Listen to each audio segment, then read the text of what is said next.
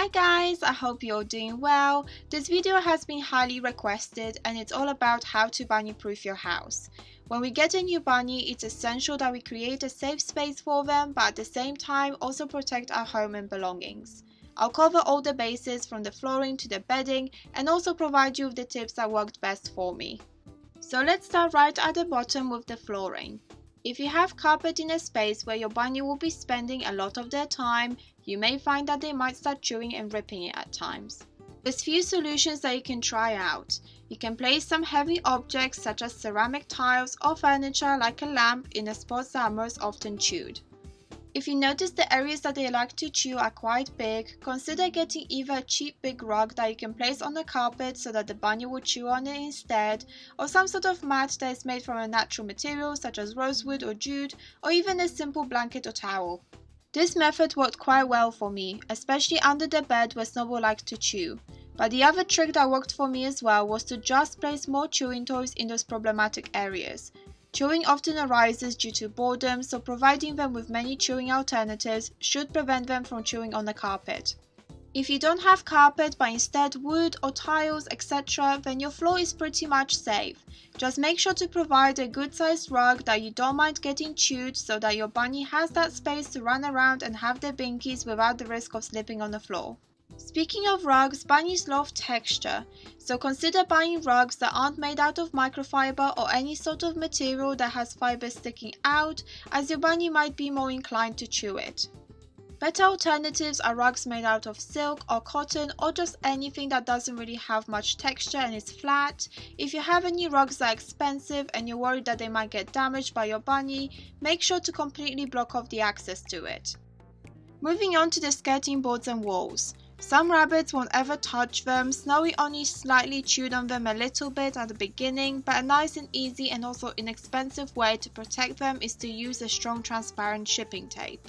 You just need to get a good sized strip of some shipping tape and stick it to your desired spot.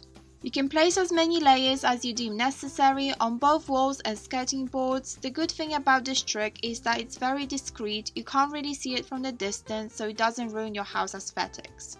It worked like a charm with Snowball, she doesn't touch them anymore. You can also get corner guards that you can place on your wall corners. They come in various colours, some you can even paint to match your walls.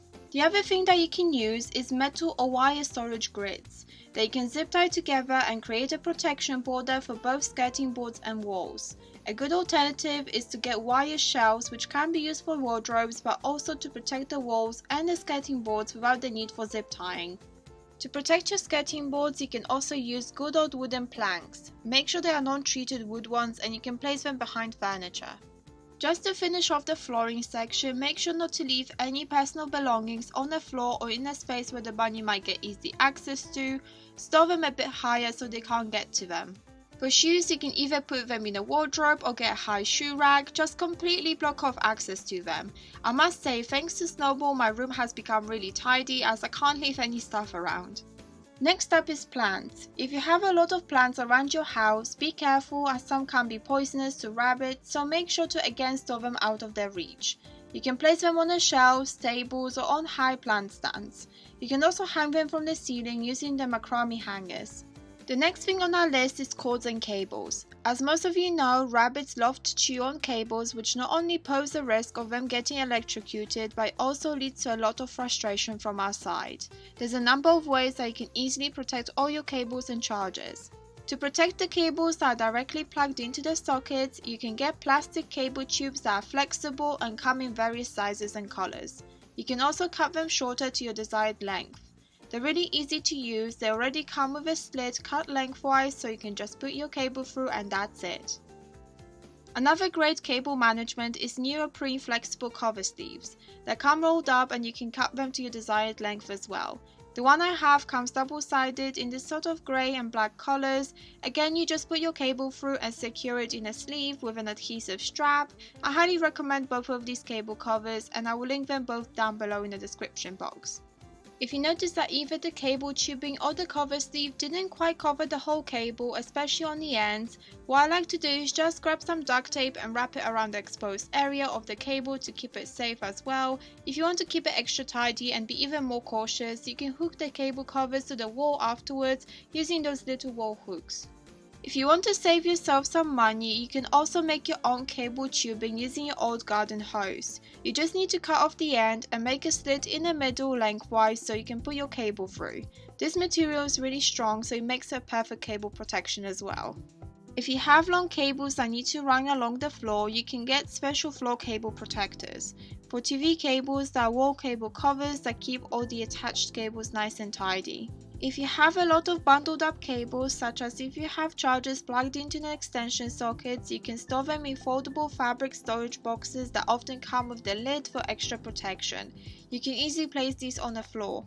If your bunny is a chewer, they might chew through fabric, so alternatively you can get a cable management box where you can place your extension lead. Mine is a good size that fits perfectly on a bedside table. It's got a plastic base with a wooden lid and has these vertical slits all over the plastic base so that all your cables can easily go through them and stick out. I have a medium-sized extension lead inside which has my chargers plugged in, so I highly recommend it too, and I'll also link it below. Moving on to protecting the furniture legs. Any wooden or plastic furniture legs can get chewed by your bunny. So you can easily use the discreet and strong shipping tape trick again. Just grab a nice strip of the shipping tape and stick it to the legs. Alternatively, if you don't care about the aesthetics, you can use leg protectors which can be made out of rubber, silicone or fabric. You can even use your old socks to cover up the legs too. If you're going to buy furniture in the future, it's good to consider getting furniture that has legs made out of non-chewable materials such as metal or iron, so you don't have to worry about protecting them. I just wanted to say that you don't have to free roam your bunny in the whole house. You can only allow them to roam in a couple of rooms or even just one room, as it can be exhausting having to bunny proof every room in the house. Snowball is only free roamed in my bedroom and she's perfectly happy. To block off any rooms or specific areas in the house that you don't want your bunny to go into, you can use metal baby gates, wire storage grids or a metal playpen. Make sure they're over 4 feet high, as bunnies can jump over if they're 4 feet or less tall. If you don't want them going under your bed or sofas, you can just get big heavy wooden planks, again made out of non-treated wood, and place them on the entry gaps so they can't go under. Now, many of us will probably allow our bunnies to hop onto the beds and sofas. Since they are mostly made out of fabric, your bunny might chew them. To protect your sofas, you can get some protectors that come in many colors, and you can get waterproof ones, stretchy ones, all different kinds that you can choose from that suit you best. Or if you have a good sized blanket or sheet that you don't mind getting chewed, you can throw that over your sofas as a form of protection. For beds, I find that getting a thick, heavy blanket that you can throw over your bedding works really well. Just make sure to cover every inch of your bedding to make sure they can't get to it and nibble on it. Lastly, I just want to mention that to deter your bunny from chewing on certain areas or items, you can use a bitter apple spray that you can easily buy online or at various pet shops.